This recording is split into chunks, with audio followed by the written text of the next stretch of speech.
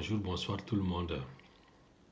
C'est la première fois que j'ai fait une vidéo comme ça, dans ces formats, pour parler d'un sujet d'actualité.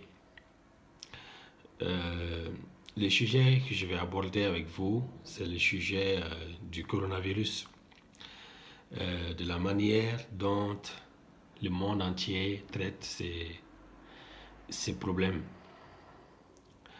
L'idée ici, c'est de vous c'est de vous démontrer, si j'y parviens, que le monde entier, en tout cas un grand nombre de pays, font fausse route dans cette crise. Et je vais traiter donc ces sujets aujourd'hui sous deux angles, l'angle des droits fondamentaux et l'angle de la peur. Je pense que vous allez voir euh, dans la suite de ma démonstration que la peur qui a été distillée dans le monde entier autour de cette maladie est en train de causer de gros problèmes, d'énormes problèmes. Et puisque cette peur a engendré beaucoup de décisions irrationnelles, dont le confinement, cette peur nous a fait prendre des décisions qui sont en train de causer beaucoup de morts. Peut-être que ce n'est pas souhaité, mais le résultat est là et je vais le démontrer. Et cette peur nous a fait accepter de nous priver de nos droits fondamentaux, vraiment, et de l'essentiel de nos droits fondamentaux. Et le dernier point, c'est que cette peur nous a fait accepter que notre société ne soit plus dirigée, ne soit plus fondée sur la démocratie pendant un moment. C'est le cas aujourd'hui dans beaucoup de pays où il y a l'état d'urgence. Parfois, il y a même un état d'exception, c'est-à-dire que les parlements ne fonctionnent pas, sont fermés complètement ou partiellement, et les gouvernements ne sont plus soumis au contrôle parlementaire. C'est-à-dire que les décisions qui sont prises ne sont plus des décisions qui sont acceptées par le peuple ou par les représentants. Donc, ici, je vais traiter le sujet d'abord sur l'angle excusez-moi, des droits fondamentaux. Nous avons tous des droits fondamentaux. C'est ça qui caractérise la personne humaine. C'est que la personne humaine est dépositaire des droits fondamentaux, des droits que l'on ne peut pas restreindre comme ça. Et ces droits, c'est énormément. C'est énormément de nos droits. Je vais en citer quelques-uns. Des droits et libertés. Et ça, c'est inhérent à notre qualité d'être humain. On ne peut pas nous prendre ces droits. Donc, aujourd'hui, on voit que face au coronavirus, les gouvernements ont décidé de restreindre l'essentiel de nos droits fondamentaux. Je vais en citer quelques-uns. Nos libertés sont restreintes. Nos libertés, parmi les plus importantes, nos libertés de mouvement, nos libertés de réunion, nos libertés d'association, nos libertés politiques, nos libertés économiques, et nos libertés de culte. Et il y en a plusieurs. Vraiment, on ne peut même pas citer toutes les libertés qui sont restreintes aujourd'hui. Nos libertés d'entreprendre, nos libertés artistiques, nos libertés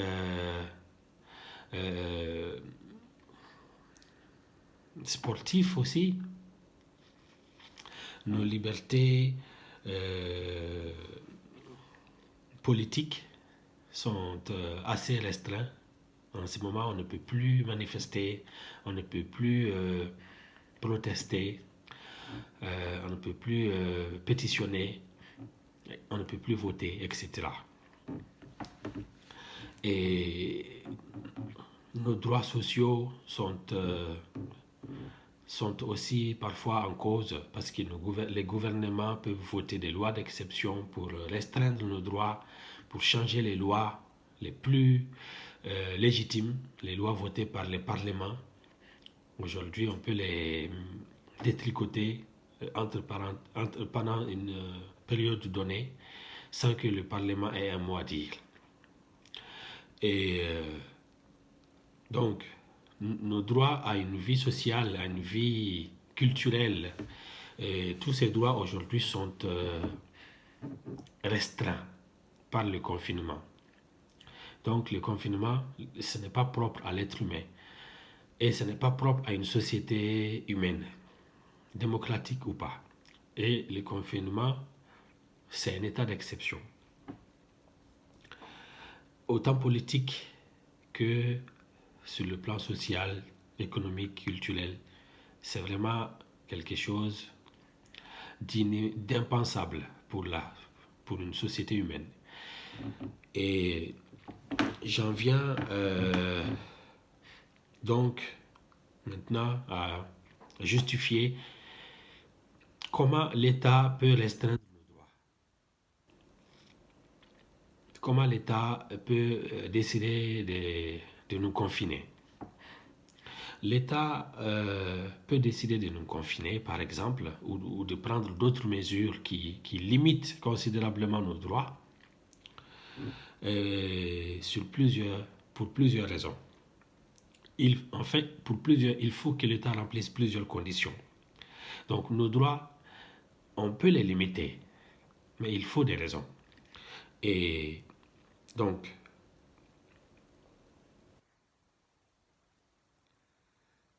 la première raison, c'est que pour que l'État limite nos droits, il faut qu'il y ait une base légale. Il faut qu'il y ait une loi qui dit que lorsque telle chose arrive, la conséquence peut être que on doit toucher les droits de telle personne. Par exemple, quelqu'un qui a commis des crimes, la loi dit on peut lui mettre en prison, donc on peut lui priver de sa liberté et beaucoup de ses droits et libertés. Donc c'est une loi qui existe d'abord pour qu'on puisse mettre quelqu'un en prison. S'il n'y a pas de loi pour dire que si tu fais ça, tu vas en prison, tu ne vas pas en prison. Il faut une loi préalable. Donc, c'est ça la société, c'est ça l'état de droit. Donc, le droit dit ceci, que pour que nos droits soient limités, il faut une base légale. Donc, aujourd'hui, dans nos pays, il y a des bases légales justement pour prendre les mesures qui sont prises aujourd'hui.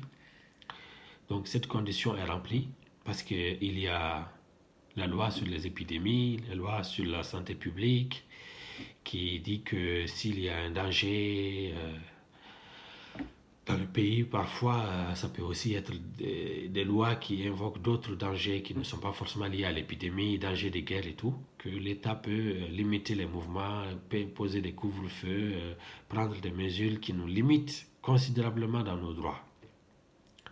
Et l'autre condition, c'est qu'il faut que l'État ait un intérêt public et prépondérant à faire valoir pour faire ça. Donc, il faut que l'État dise j'ai un intérêt public. C'est pour un intérêt public. Ce n'est pas pour l'intérêt du président, du député ou de quelqu'un. C'est l'intérêt public. C'est l'intérêt de tout un peuple qui veut que c'est dans l'intérêt de tout un peuple que je vais limiter les droits ou les libertés de telle ou telle personne ou de toute la collectivité. Et donc, il faut qu'il y ait un intérêt public et que l'intérêt public soit prépondérant. Prépondérant, ça veut dire que l'intérêt public qu'on va invoquer est plus important que nos libertés qui seront restreintes. Donc, L'autre condition, c'est que si jamais il y a un danger imminent, mais vraiment c'est imprévisible, un danger imminent, c'est un danger est en train de venir, c'est imminent. Et en plus, c'est imprévisible, c'est-à-dire que l'on ne pouvait pas le prévoir, ces dangers. Alors là, même s'il n'y avait pas une loi qui prévoyait de limiter les droits, l'État peut le faire pour écarter un danger imminent et imprévisible. Donc ici, je vois, si je regarde les décisions de confinement, par exemple, sous l'angle de ces conditions, de ces trois conditions, on voit que peut-être que ça remplit ces trois conditions, c'est à vous d'en décider. C'est-à-dire qu'il y a une loi sûrement dans vos pays qui prévoit qu'en cas d'épidémie, l'État peut prendre des mesures comme ça. Confinement, quarantaine, tout ça. Et il y a aussi certainement un intérêt public et prépondérant parce qu'il y a l'idée est qu'on veut sauver des vies. Donc ça, c'est un intérêt public. La vie, c'est le droit le plus fondamental. Donc on doit, pour préserver la vie, on peut vraiment limiter beaucoup d'autres droits. Parce que le droit à la vie, c'est un droit supérieur. Donc c'est un intérêt public et cet intérêt public est prépondérant. Et pour ce qui concerne les caractères imminents et, et pour ce qui concerne les dangers, un danger imminent et imprévisible, on peut imaginer que le coronavirus est un danger qui est imminent, qui est en train d'arriver ou qui est en train de se propager et qu'on ne pouvait pas prévoir. Je ne partage pas forcément personnellement cette analyse parce que pour moi c'était prévisible. On a, les Chinois peut-être ne pouvaient pas prévoir, mais ici en Occident ou ailleurs dans le monde, on pouvait déjà prévoir que cette épidémie devait arriver chez nous et gouverner c'est prévoir. Donc, cette condition n'est pas forcément remplie. Mais on peut passer. On dit aussi que pour limiter les droits, il faut que l'État justifie que cette limitation des droits soit proportionnée au but qui est visé. C'est-à-dire que l'État doit prouver que je vais juste limiter les droits, juste assez pour sauver des vies. Donc, je vais vous, par exemple, vous confiner ou vous empêcher de vous déplacer ou juste assez pour sauver des vies. Pas plus, pas moins. C'est tout ce que je veux faire. C'est tout ce que ça va produire comme résultat. Donc, ici, cette condition n'est pas forcément remplie dans notre cas parce que, de mon point de vue, les mesures qui ont été prises sont trop générales, sont trop massives et c'est disproportionné. Ça dépasse déjà les buts qui étaient visés. Mais je vais revenir sur ça. Et l'autre condition est que si l'État veut te priver de ton droit, un droit que tu as, la liberté de mouvement, de réunion, d'association, des cultes, la liberté économique, la liberté d'exercer ton métier, la liberté sexuelle, la liberté de se mouvoir, d'aller voir son conjoint, ses parents, la liberté d'enterrer ses proches, et tout ça. L'État doit, si l'État veut limiter ça, l'État doit prouver qu'il ne pouvait pas en être autrement. Lui, l'État, n'a pas d'autre solution que de faire ça pour sauver des vies. Par exemple, dans le cas du coronavirus, c'est pour sauver des vies. C'est ça l'intérêt public qui est prépondérant. Donc, est-ce que l'État n'a pas d'autre solution que de nous priver de nos droits pour sauver des vies? La réponse, elle est fausse. Parce qu'il y a d'autres mesures plus appropriées pour sauver des vies. Mais disons que tout ceci soit justement des questions d'appréciation. des gouvernements et peut-être de la société en général, on estime que c'est nécessaire qu'on doit faire ça. C'est ce que pensent beaucoup de gens d'ailleurs, que c'est nécessaire qu'on soit tous privés de nos droits parce qu'il y a des vies à sauver, les hôpitaux sont submergés, débordés, il n'y a plus de lits, etc. Donc tout ce qui est décidé, c'est bien. Même, on doit même faire plus. On n'a pas à se plaindre. Maintenant, ce qui est intéressant dans une société basée sur le droit, c'est que lorsqu'on applique rigoureusement les droits, ça nous évite vraiment de faire beaucoup d'erreurs. C'est vraiment une méthodologie qui permet aux dirigeants de prendre des décisions justes, proportionnées. Et c'est ça qui manque ici. C'est pour ça qu'on arrive tous à la conclusion que, ah oui, de toute façon, c'est très bien comme ça. Et d'ailleurs, on n'en a pas eu assez. Il faut encore se confiner pour des mois ou plus de semaines parce que c'est pour sauver des vies, c'est très grave. Le fait est que toutes ces décisions et toute cette émotion est liée à la peur qu'on a de tomber malade et de rendre nos familles, la peur que nos familles tombent malades. Et c'est ça qui amène à raisonner comme ça. On est déjà, sans rendre compte, conditionné à accepter que c'est bien ce qui se passe. On a de la chance, on est encore en vie. Si on est confiné, c'est déjà bien. Ça sauve des vies. Mais c'est faux. Et je trouve au contraire que là, on a fait beaucoup de sacrifices pour rien. On a coupé nos droits, on a limité nos droits, on a laissé, il y a plein de gens qui meurent en notre insu, bien que nous soyons confinés, que nous ayons fait tous ces sacrifices-là, il y a encore énormément de gens qui meurent jusqu'à épuisement des stocks, vraiment. J'en viens. Et on a aussi renoncé à notre démocratie, à notre état de droit. On a accepté un état d'urgence. Un état d'urgence, c'est un état d'exception. Les institutions ne fonctionnent pas normalement. Il n'y a pas, c'est-à-dire que l'État fonctionne sans que ce soit nous qui soyons au contrôle derrière pour diriger les choses. C'est-à-dire que nos représentants, nos députés ne sont pas là pour diriger les choses, pour diriger la tête du wagon, pour diriger la locomotive, pour, pour ordonner à la locomotive d'aller ici ou là et pour surveiller les choses. Donc l'État, gouvernement, cette locomotive est en train de nous conduire et on n'a plus notre mot à dire parce qu'on est en état d'urgence. Parce que nos députés ne travaillent pas pleinement.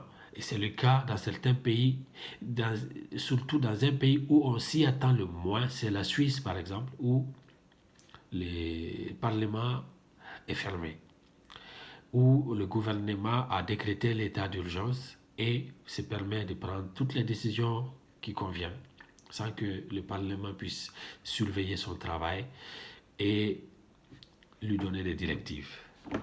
Donc c'est un état très grave. Donc on a renoncé à tous nos droits, on a renoncé à la démocratie, on est tombé dans un régime d'exception et malgré tout, on est en train de subir des morts, des morts et des morts et des morts. Je vais en venir.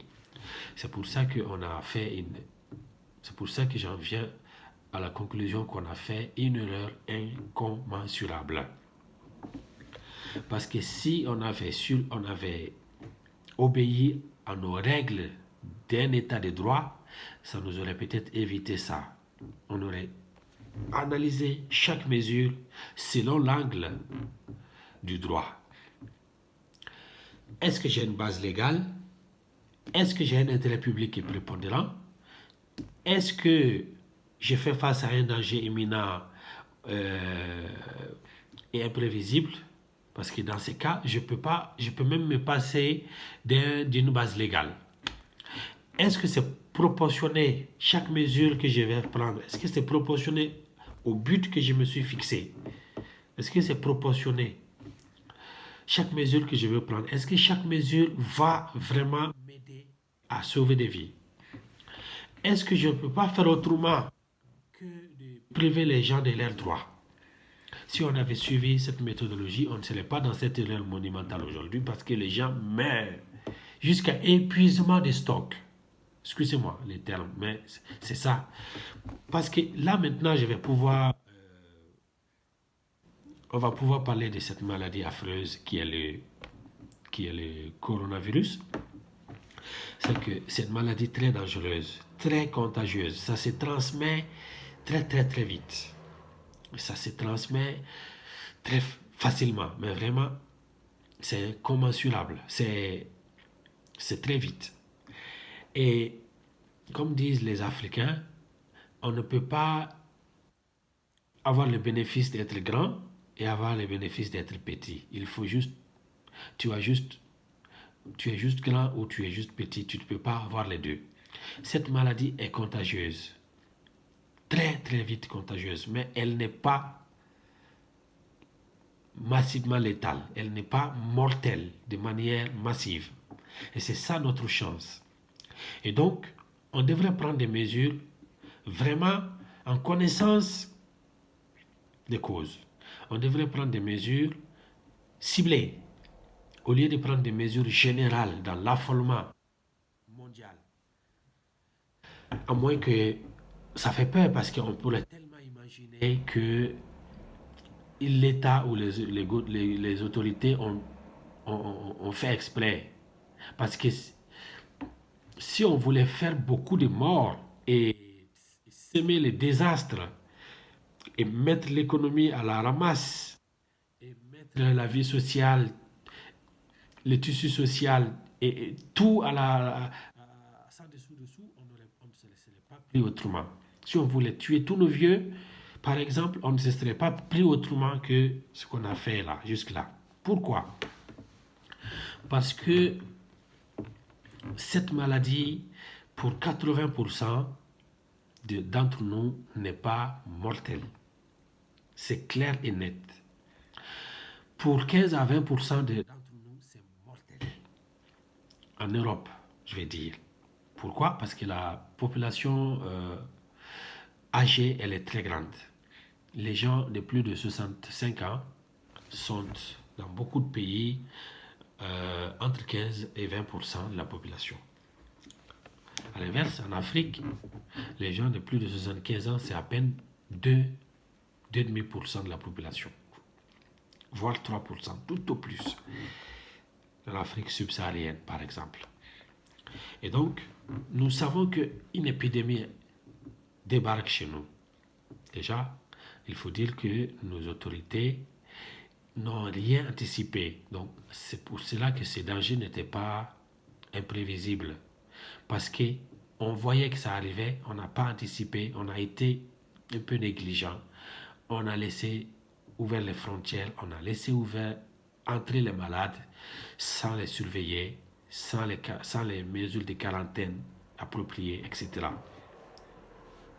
Mais qu'à cela ne tienne, cette maladie est là. Et cette maladie, elle est extrêmement contagieuse, mais elle n'est pas très grave. Elle n'est pas très mortelle. Elle n'est pas mortelle pour la totalité des malades. Elle est mortelle pour 20% des malades en Europe. Et ces 20%, on les connaît. C'est des personnes plus âgées. Au-delà de 65 ans, on a énormément de chances d'en mourir. Et des personnes qui ont des maladies chroniques, diabète, hypertension, problèmes respiratoires, pulmonaires, enfin, des problèmes de santé chroniques. Et aussi des problèmes, oui, des drogues, d'alcool, des cigarettes, des gens qui ont des addictions extrêmes à ces assez excitants, je sais pas, eux sont à risque parce que leur système immunitaire est trop faible. Et donc, on sait que c'est pour eux que c'est mortel. On peut déjà regarder on peut déjà regarder le nombre de gens qui en sont morts et quel était leur âge. C'est une évidence que la majorité ont plus de 70 ans, 70 ans. Donc, de ces faits, cette maladie n'est pas dangereuse pour tout le monde. Donc, ce n'était pas approprié de confiner tout le monde, de stopper la vie sociale, économique, culturelle, sportive, culturelle, etc. Et il fallait se concentrer sur les personnes à risque. Comment éviter que quelqu'un qui peut en mourir ne puisse pas attraper cette maladie? C'était ça la vraie question. Comment le faire? C'était ça la vraie question. Et je pense que le monde fait fausse route. Et ça, c'est vraiment là que je vais axer. C'est la deuxième et la dernière partie de mon intervention. Le monde fait fausse route. On est en train d'aller dans la mauvaise direction. Parce qu'il y a deux stratégies que je vais développer. Sauver à tout prix les personnes âgées, que par tous les moyens, ils ne se fassent pas infecter. Première chose. Deuxième chose, laisser tout le monde, tous les autres se faire infecter afin qu'ils soient immunisés au plus vite. Donc, je vais développer ces deux points-là. Je vois déjà que je suis à 26 minutes déjà, mais pour moi, c'est intéressant de développer ça. À la limite, je vais peut-être faire une deuxième vidéo pour expliquer ces points, que on a meilleur temps de laisser 80% de la population qui ne risque rien, d'encourager que les 80% soient infectés, laisser les piscines, laisser les boîtes de nuit, les restaurants, les clubs de danse, les saunas, partout où les gens peuvent interagir, encourager ça pour que les gens s'infectent en masse et qu'ils s'immunisent aussi. Et donc, en parallèle, il faut absolument mettre en quarantaine chaque personne qui est à risque de cette maladie. Et ces personnes sont 20% de la population. Donc, leur mise en quarantaine ne devrait pas du tout empêcher le fonctionnement normal de la société. Et surtout, leur mise en quarantaine est l'occasion pour nous de profiter de ces 40 jours, de se laisser contaminer massivement. Parce que les 80% d'entre nous, nous risquons quoi? Une grippe, une diarrhée, la fièvre et quelques journées d'allaitement, quelques journées de maladies, des douleurs, et ensuite on s'en remet. Si on a un emploi, on peut avoir un arrêt maladie pendant peut-être 5 jours, 10 jours, 15 jours, et ensuite on peut recommencer à travailler. Et la plupart ne vont même pas remarquer, surtout les enfants, ils ne vont même pas remarquer qu'ils sont malades. Donc, à moins qu'ils fassent partie des personnes à risque. Parce que être personne à risque, c'est sûr que la majorité, c'est des personnes âgées, mais il y a aussi d'autres personnes qui ont des maladies chroniques, mais qui ne sont pas âgées. Et donc, ils font aussi partie des personnes à risque, et leurs médecins, leurs familles et eux-mêmes doivent se manifester pour être mis en quarantaine. Donc, cette mise en quarantaine s'est faite pas forcément à domicile. Si vous habitez dans un domicile où il y a beaucoup de promiscuité, donc l'État doit pouvoir réquisitionner les hôtels, les appartements vacants pour mettre en quarantaine individuelle, si possible, toutes ces personnes à risque et, et les surveiller, les livrer des produits de première nécessité et les mettre sous surveillance médicale. Et aussi organiser une visite familiale stricte, avec une surveillance stricte, avec un protocole très strict pour accéder à ces personnes pendant leur quarantaine. On peut aussi organiser une balade de ces personnes, qu'ils aient aussi la possibilité éventuellement de sortir se balader, mais toujours avec un promeneur selon un protocole très très strict. On devrait aussi prendre des mesures comme ça dans les maisons de retraite pour que personne n'y sort et n'y entre pendant ces 40 jours. Si tu sors, tu ne rentres plus. Tu y travailles, tu seras confiné. Tous les aides-soignants, tous les personnels seront dans les foyers mis en quarantaine avec les résidents pour éviter des allers-retours et éviter le moindre risque d'être infecté et d'être contagieux et de contaminer quelque résident que ce soit. Et donc, les personnes qui ne veulent pas se soumettre à cette mesure de quarantaine sont libres de le faire, mais ils sont à risque.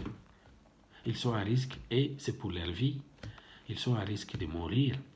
Et les personnes qui pensent qu'ils sont à risque ou bien qui ont tout simplement peur de la maladie, même s'ils ont 30 ans, même s'ils ont 50 ans et qu'ils n'ont pas des problèmes de santé majeurs, et ils ont peur de se faire infecter, et bien ils restent à la maison et puis ils laissent que l'épidémie passe et après ils sortent. Parce qu'au bout de 40 jours, tout le monde sera infecté. Entre 50 voire 80% des gens seront infectés et immunisés. Et leur infection ne va en rien surcharger les hôpitaux. En rien. Mais en rien. Leur infection ne va en rien surcharger les hôpitaux puisque leur maladie se manifestera comme une grippe, comme une diarrhée, comme une maladie courante. Et donc, bien sûr, ils vont avoir mal. Ils vont même vouloir être hospitalisés, voir les médecins. C'est sûr, mais ils ne sont pas à risque mortel. Donc, à l'inverse, les autres là doivent être mis en quarantaine, sauf ceux et celles qui ne veulent pas. Eux, ils sont libres de leur choix. Et comme ça, on aurait sauvé des vies. On aurait pris une mesure ciblée, on aurait laissé l'économie fonctionner, on aurait laissé la vie sociale s'opérer, on aurait laissé la vie économique, la vie culturelle, la vie sportive, la vie spirituelle, culturelle s'exercer. Et on ne serait pas dans une situation telle qu'on connaît aujourd'hui où la peur nous a dicté sa loi. Et l'autre leçon, une leçon que j'aimerais tirer aussi de cette histoire, c'est que un gouvernement n'a pas vocation à nous protéger de la grippe. Je vais dire, peut-être que je me suis mal exprimé, mais je vais dire, un gouvernement n'a pas vocation à protéger ses concitoyens d'une grippe de manière, je dirais, absolue. Non, c'est pas ça le rôle d'un gouvernement. Nous, on est des êtres humains, on n'est pas des machines. Donc, il y a deux leçons à tirer de ça. Première leçon, c'est que le gouvernement n'a pas vocation à nous protéger de tous les risques inhérents à notre qualité d'être vivant. On doit attraper des grippes, on doit attraper des maladies. On fait partie de l'écosystème. On doit s'adapter. On doit s'adapter à ça. Et donc, ce n'est pas le rôle du gouvernement par tous les moyens, nous éviter d'avoir une grippe. Mais l'État doit éviter ça à tous ceux qui peuvent en mourir. Que ce soit une grippe ou une autre infection. L'État doit s'acharner à éviter cela à tous ceux et celles qui peuvent en mourir. Et mais pas forcément les restes de la population. Pas forcément. Parce que l'État, il y a beaucoup de choses que l'État pourrait mieux faire que d'essayer de nous épargner une grippe. Parce que cette maladie est assimilable à une simple grippe pour 80% de la population ici en Europe et aux États-Unis. Donc, au lieu de s'occuper de nous offrir une société plus égalitaire, de nous offrir des services publics efficaces, efficients, vraiment qui fonctionnent, au lieu que l'État s'occupe de nous offrir un environnement sain, une vie sociale, une vie professionnelle, le milieu, que l'État préserve nos droits, que ce soit le droit au travail, le droit environnemental, etc. Que l'État nous préserve un environnement propice à notre épanouissement et à notre accomplissement personnel. Mais au lieu de ça, l'État ne doit pas s'acharner à nous épargner une grippe. Non, ça n'a aucun sens de le faire parce que c'est impossible. Donc, ce que l'État est en capacité de faire, l'État n'a qu'à faire ça. Ce que l'État n'est pas en capacité de faire, il ne faut pas s'acharner à le faire. Parce qu'aujourd'hui, on veut éviter que les gens tombent malades ou que les gens ne tombent pas malades en même temps ou que les gens tombent malades le plus tard possible. C'est vain. Au contraire, si on tombait tous malades, l'épidémie s'arrêterait très vite. On se donne 40 jours pour tous tomber malades. Nous tous qui ne sommes pas à risque, si tu es à risque, fais un test.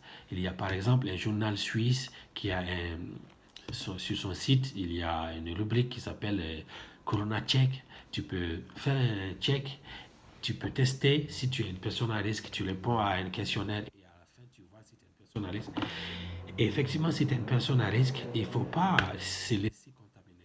Il faut tout faire et l'État doit tout faire pour t'épargner ta vie, pour t'épargner de ces virus. Mais tout le reste, toute la population restante est encouragée à se laisser contaminer, à se laisser immuniser. C'est comme ça d'ailleurs qu'on va protéger les autres. Lorsqu'on se laisse contaminer, immuniser, on va protéger les autres. Et on dit aujourd'hui qu'on aurait besoin du sang des gens qui sont déjà immunisés. Et si on nous empêche de nous immuniser, de nous infecter, puis de nous immuniser, comment on va pouvoir aider nos personnes fragiles? Donc, il faut qu'on se laisse infecter et ensuite, pendant ce temps, les gens de nos familles qui sont à risque sont confinés et sont en quarantaine stricte, même pas confinés, parce que c'est une mise en quarantaine stricte, avec un protocole très strict pour accéder à ces personnes. Et à ce moment, lorsque toute la famille aura été infectée et immunisée, et après ces tests-là, on pourra laisser les membres de la famille qui étaient en quarantaine et on peut le laisser rentrer à la maison parce qu'il est en sécurité. Et il peut sortir dans la rue parce que quasiment tout le monde est déjà immunisé. Et il sera toujours suivi par les médecins, par les personnels soignants pour éviter qu'il puisse être infecté. Et si jamais il est infecté alors qu'il est à risque, qu'on puisse très très vite réagir. On n'aurait pas besoin de vaccin. Le deuxième point, et ça, c'est que ici, en Europe, nous sommes en train d'organiser une société qui s'est extirpée de son milieu naturel. Nous sommes en train de penser que nous autres humains, nous ne faisons pas partie de notre écosystème, nous ne faisons pas partie de la Terre, nous ne faisons pas partie de la nature. On ne veut pas se laisser infecter, on ne veut pas laisser les enfants s'habituer à des bactéries, s'habituer à la nature. On veut toujours, on veut vivre, on veut vivre à, je sais pas, dans une bulle. Et ce n'est pas possible. Il faut qu'on change cette mentalité que on fait partie aussi de l'environnement. Et l'environnement, ça doit nous traverser, ça doit nous transpercer. Ça doit refléter notre état de santé, notre capacité de rebondir avec l'environnement dans lequel on est primordial. Si les dinosaures, si les dinosaures avaient la capacité de s'adapter au désastre qui les a exterminés, ils se seraient bien volontiers adaptés. Donc nous aussi, êtres humains, essayons de nous adapter parce que sinon on va disparaître. Essayons de nous adapter à l'environnement. Acceptons que oui, certains virus, on doit s'en être immunisé. On ne doit pas forcément chercher des vaccins parce qu'un jour, d'ici que les vaccins viennent, on sera tous morts. Et l'État doit changer cette mentalité qui est qu'il faut protéger sa pauvre population d'une moindre infection virale. Non, il faut que l'État accepte qu'on peut être, du moment qu'on n'est pas à risque mortel, on peut être infecté et on peut s'attendre à être immunisé et à poursuivre et à continuer notre vie. Parce que sinon, on n'aura pas une vie. Je vous conseille de vous laisser infecter et immuniser pour aider les autres, pour faire barrage à ces virus et pour épargner la vie des autres qui n'ont pas le luxe de se laisser infecter parce qu'ils sont à risque. Et l'avantage, c'est que c'est mieux, vaut mieux tard que jamais pour vous, pour nous, pour moi, qu'on se laisse infecter aujourd'hui que la prochaine épidémie, qu'on ait une chance d'en échapper peut-être dans les prochains 6 mois, dans les prochains 3 ans, ça nous donne une chance d'échapper à une prochaine épidémie comme ça, parce qu'on ne peut pas sans cesse repousser les chances. On doit à un moment donné, dès lors qu'on n'est pas à risque, avant que ces virus ne mutent et ne deviennent un virus monstrueux, grave, il faut qu'on s'immunise vite et qu'on en finisse avec lui. Il vaut mieux s'immuniser aujourd'hui que de se laisser attraper dans 20 ans ou dans 10 ans pendant que tu n'as pas la même santé que tu as aujourd'hui. Donc, c'est très difficile à dire, mais c'est la vérité. C'est ma vérité en tout cas. Je ne suis pas en train de... Je dois dire que je ne peux pas vous dire de violer les lois de vos pays, même si souvent leur l'égalité est prête à caution parce que c'est l'état d'urgence, c'est des états d'exception, c'est la démocratie en berne.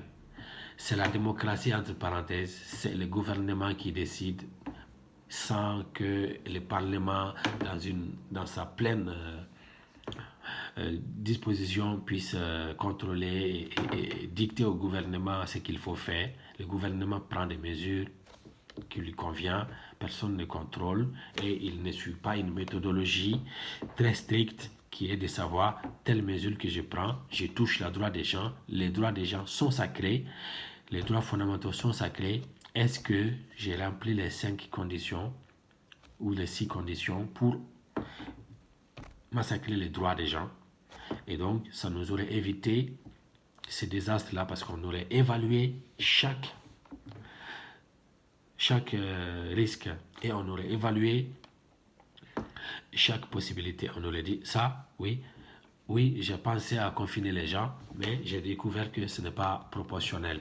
Ah, j'ai pensé à confiner les gens spontanément parce que j'ai peur, parce que j'ai panique, mais j'ai vu que lorsque j'ai analysé est-ce qu'on peut faire autrement, j'ai vu que oui, en fait, on peut faire autrement. Certaines personnes n'ont pas vocation à être confinées et on a de la chance, ils sont 80% de la population, on n'a pas besoin de les confiner. Et donc, les 10%, il faut que je me concentre sur eux parce que eux peuvent mourir. Parce que pendant qu'on est confiné, ces gens sont en train de mourir. Ils sont en train de mourir, ça ne s'arrête pas. Je vous mets au défi de me prouver que notre confinement arrête des morts. Au contraire, ça provoque des morts. Je vais vous expliquer ça. Deux raisons. Pendant qu'on est confiné, on est en promiscuité avec des gens à risque qui n'ont pas été préalablement sélectionnés et éloignés. Donc, notre confinement provoque une grande promiscuité avec des personnes qu'on ne s'imagine même pas être à risque parfois. Parce que, en temps normal, chacun court par-ci par-là, cours de danse, cours de l'école, enfin, le travail, les loisirs, les gens circulent et on ne se retrouve pas toujours à la famille dans le sofa en même temps.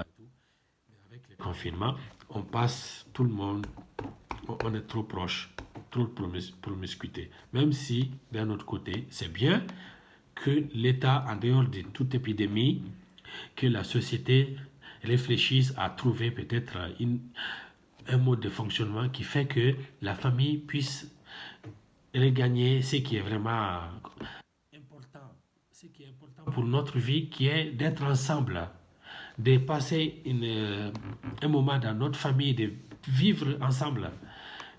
Donc, on peut imaginer un mois par année où on a toute activité économique pour que les gens partout en même temps puissent être libres de passer des moments entre eux, de se dire, au fond, c'est le plus important. C'est pour ça qu'on est des êtres humains, parce que pour nous les êtres humains, la qualité de nos rapports les uns avec les autres est déterminante pour notre bonheur. Donc, est-ce qu'on va un moment prendre le temps de valoriser ça plutôt que de toujours courir derrière l'argent et après, lorsque on est dans une situation de crise, on s'est dit, oh mince, au final, toi, mon grand-père qui risque de mourir, en fait, je sens que c'est maintenant que je sens que tu es important pour moi.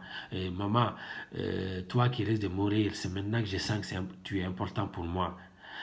Maintenant que tu risques de mourir. Non, il faut que je puisse le savoir sans que je sois mis dans un état comme ça. Et donc, en gros, c'est un peu... je ne sais pas si j'ai fait le tour de mes questions, mais c'est la première fois que j'ai fait une vidéo. Ce n'est pas très facile. Et c'est très, très, très subversif peut-être ce que je suis en train de dire. Mais c'est mon opinion, c'est ma vérité. Et je n'ai pas cette prétention ni cette volonté de vous dire de ne pas respecter les consignes dans vos pays. Parce que moi-même, je vis dans un pays et je respecte les consignes et les lois de ces pays. Même si, je l'ai dit tout à l'heure, ces lois sont sujettes à caution, toutes ces lois d'exception. Mais je les respecte parce que c'est la loi. Mais le confinement ne nous a pas encore pris un droit qui est la liberté d'expression. Et moi, j'ai profité de cette vidéo et peut-être d'autres vidéos. C'est la toute première que j'ai fait. Ce n'est pas bien. J'espère que ça va, mais enfin, je sais que ça peut pas être très bien parce que j'ai pas l'habitude de faire ça. Mais j'espère que j'ai pu exercer ma liberté d'expression pour faire part de mon opinion. Ça reste mon opinion. Il y a l'opinion des savants, il y a l'opinion des scientifiques, des gouvernements, des dirigeants, des aînés.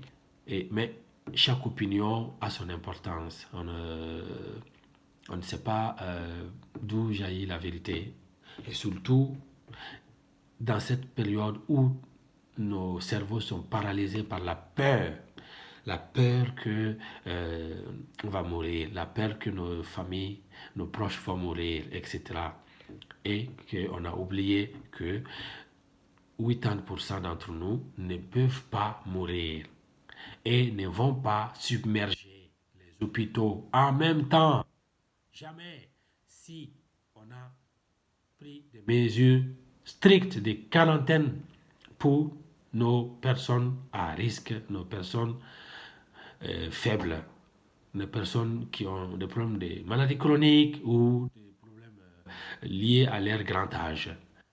Voilà, on doit vraiment prendre des mesures ciblées, que le gouvernement se concentre sur eux et que le gouvernement arrête de laisser mourir, comme c'est le cas aujourd'hui dans les homes et dans les appartements individuels où des personnes âgées tombent malades et meurent.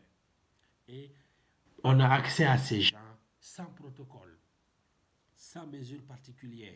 Les personnels soignants, les aides-soignants, les femmes de ménage, tout le monde défile chez ces personnes-là. Et c'est pas très sérieux. C'est pas très strict. C'est pas ce qu'on attend d'un gouvernement. Donc, mettons un paquet sur eux et oubliez tout le monde. Mettons un paquet sur eux et laissez les autres.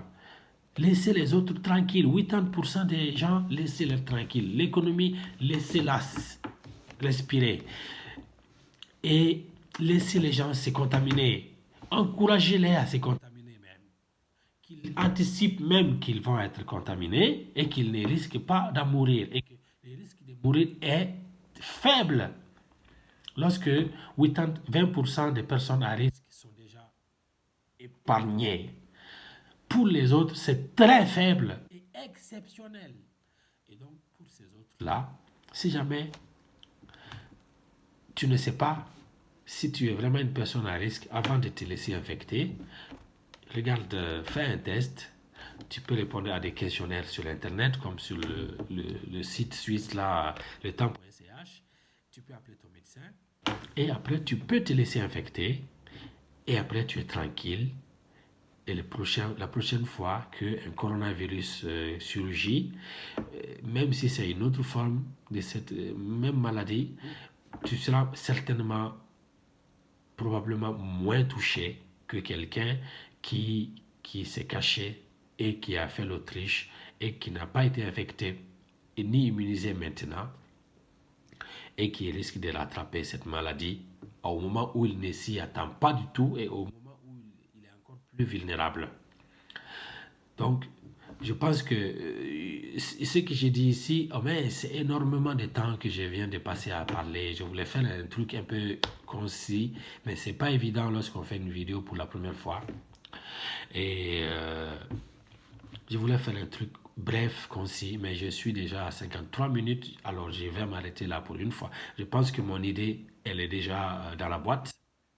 Et je demande au gouvernement et chaque individu, chacun a un cerveau. Personne n'a un cerveau, un super cerveau. Chacun a un cerveau normal.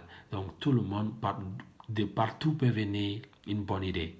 De partout peut venir une bonne vision. Et il y a un dernier point qui concerne les Africains, les pays africains qui miment qui miment leur pays,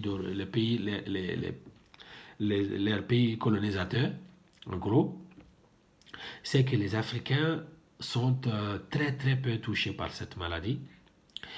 En tout cas, ils peuvent en être touchés, mais les gens qui risquent d'en mourir sont très peu en Afrique. Du fait que, déjà en Afrique, les gens ont déjà baigné dans la bactérie, dans les virus. Ils sont déjà habitués à pas mal de ces virus-là. Je ne dis pas qu'ils sont habitués au coronavirus, mais ça aide.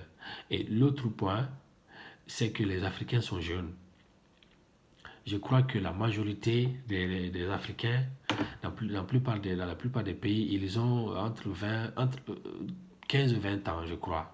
Donc, ils sont très jeunes. Ils vont même pas remarquer qu'il y a un coronavirus dans leur pays. Parce qu'ils sont jeunes. La majorité, les peu de gens qui sont vieux, ils sont, comme je l'ai dit, 2%.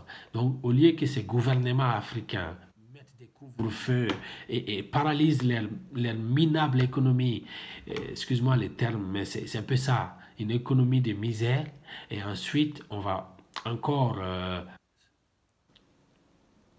étrangler ça. Pourquoi? Parce qu'il y a un virus qu'il ne faut pas que ça attrape des gens.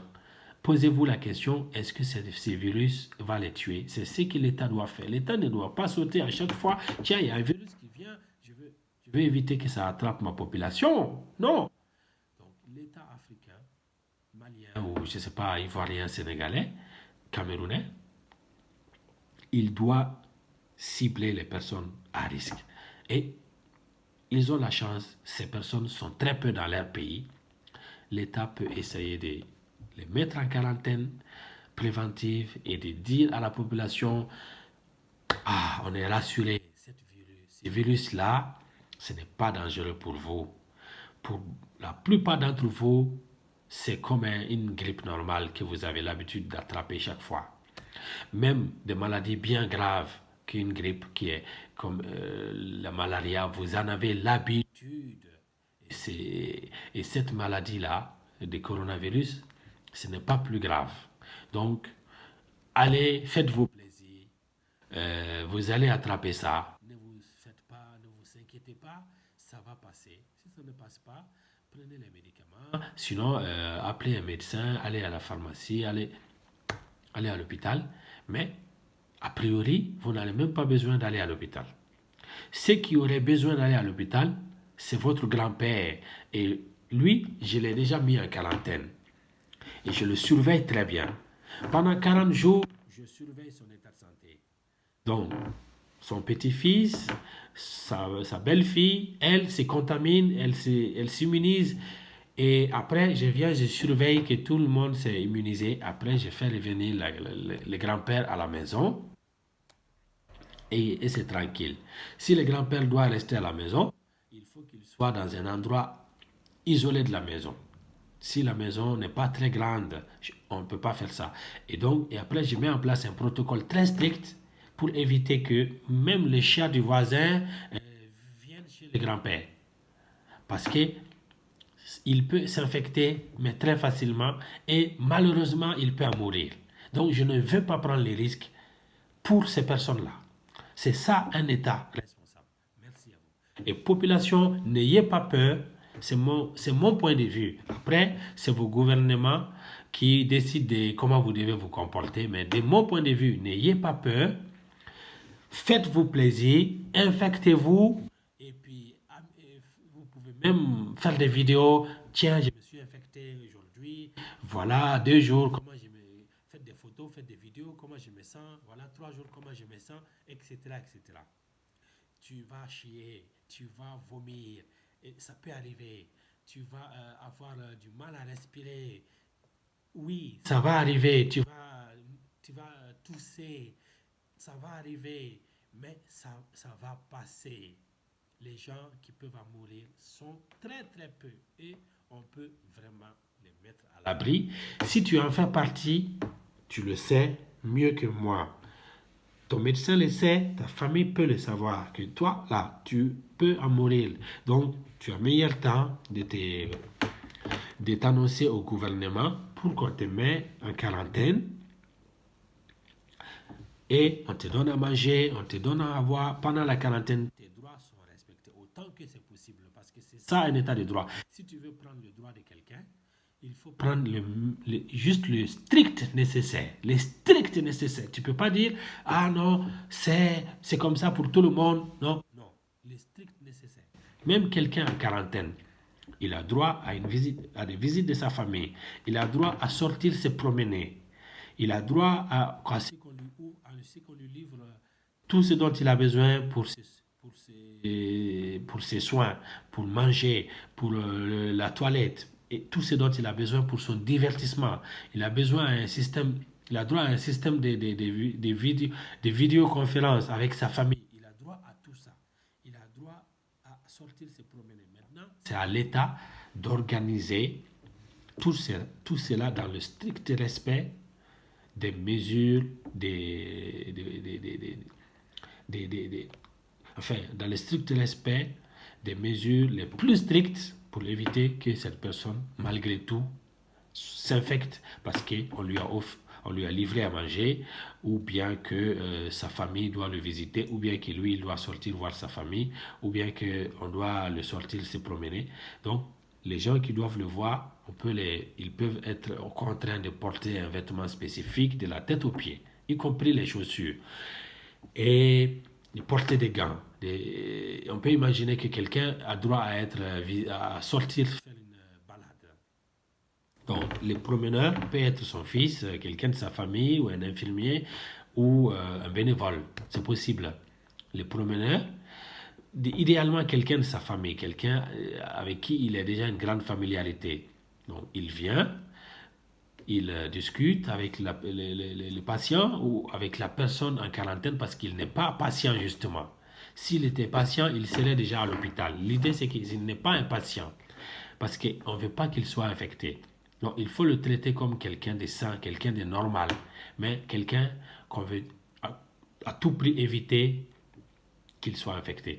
Donc, il y a un protocole, je peux imaginer que ce protocole peut être que le promeneur vient, il entre chez la personne en quarantaine, il dit oui, après on va sortir se balader.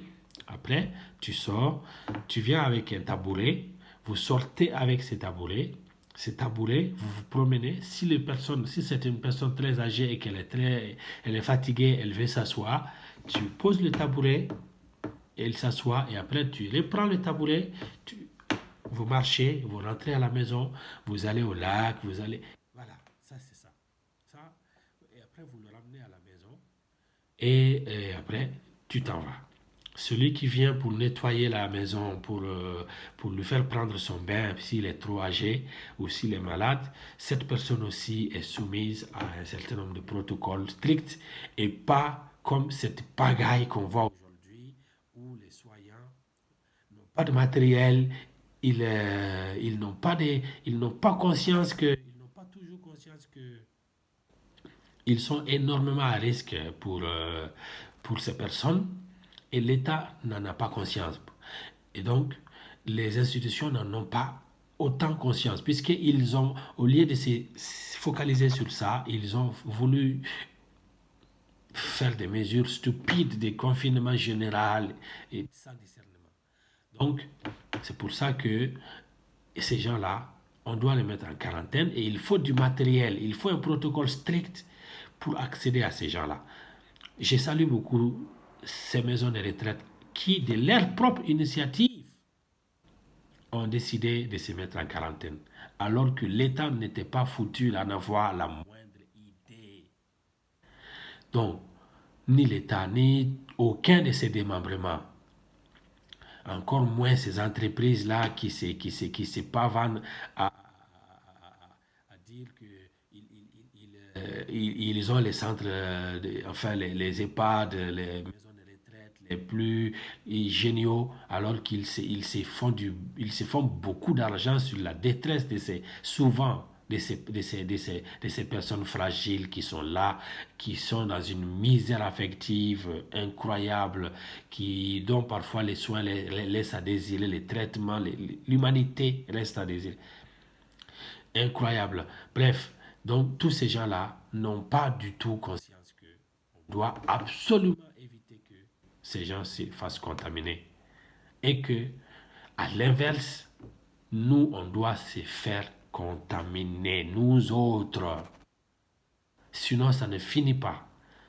Que l'on fasse ça doucement. Moi, l'idéal, c'est qu'en 40 jours, c'est parti, on doit se faire contaminer. Parce qu'il faut que la levée des quarantaines soit subordonnée à une immunité collective de la population qui est laissée en liberté. Après, plus vite tu te laisses contaminer et être immunisé, plus vite sera la levée en quarantaine de la quarantaine de ces personnes qui sont vraiment fragiles et qui sont à risque et dont les droits les plus fondamentaux vont être restreints parce qu'ils sont à risque. Voilà. Donc, il faut que tu te laisses contaminer plus vite, tu te fasses soigner plus vite. Comme ça, toutes ces personnes qui risquent de mourir, ils vont pouvoir éviter la mort et ensuite gagner leurs droits fondamentaux, leur liberté de mouvement, leur liberté d'association, de réunion, d'entreprendre et tout ça. C'est ça. Et leur vie tout simplement. Mais l'État a été, de mon point de vue, assez stupide de vouloir nous contaminer tout, de vouloir nous confiner tous sous prétexte qu'il y a trop de malades qui arrivent à l'hôpital et il veut éviter les morts. Mais les malades qui arrivent à l'hôpital et qui risquent la mort, pour qu'ils ne viennent pas, la solution n'est pas de nous confiner tous. La solution sera de vite cibler ces gens-là. Mais à quoi ça sert que nous, on est en confinement et ces gens continuent à être infectés? Et ces gens ne sont que 20% de la population. On n'est pas foutu de les épargner une infection. Parfois même, il y a une négligence indescriptible. Il y a même une faute immonde de l'État à laisser infecter des gens dans les maisons de retraite. Et ces gens-là, sans discernement, ils attendent. Ils attendent sans soin, sans visite, sans que leur famille sache dans quel état ils sont et que les personnels fassent appel à l'État. Comment on fait? On a des gens malades, on n'a pas de matériel, on ne sait pas, est-ce qu'on ne les teste pas, on ne les soigne pas pendant des jours. Et l'État, ou en France, ils appellent quoi? Le démembrement de l'État, là, qu'on appelle l'ARS, là. Ils ne réagissent pas, ils ne savent pas réagir. Et c'est terrible, c'est terrible. Et ça, c'est aussi un des problèmes de la France. Ça ne sera pas l'objet de cette vidéo, mais c'est un pays, c'est vraiment, la France est un nez institutionnel. Vraiment. Sur le plan institutionnel, la France est vraiment un État néandertalien. Parce que c'est dépassé comment la France est organisée aujourd'hui. Avec un État central qui veut s'occuper de tout, qui veut dicter tout à tout le monde. C'est immonde. Regardez un peu peut-être la Suisse, comment ça se passe. Regardez d'autres pays qui font confiance à leur collectivité, qui font confiance aux différentes composantes de la nation et qui les laissent un peu respirer, se libérer de la tutelle étatique et avoir un peu d'originalité institutionnelle et culturelle et identitaire. Bref, c'est pas le sujet. Je m'arrête là. Je vous remercie. J'espère que je me suis fait comprendre. Respectez les lois de vos pays. Mais mon idée est que les gouvernements devraient écouter cette vidéo et laisser infecter tout le monde. À la seule condition que les 20% des gens qui ne peuvent pas être infectés soient mis en quarantaine. Et toutes les mesures doivent être prises pour que ces quarantaines soient les moins restrictifs possibles en termes de droits, en ce sens que il faut que ces gens-là, pendant leur quarantaine, puissent avoir des vidéoconférences, puissent avoir des soins, puissent avoir du nettoyage, puissent avoir de la visite, puissent avoir de la promenade, mais autant que cela est possible.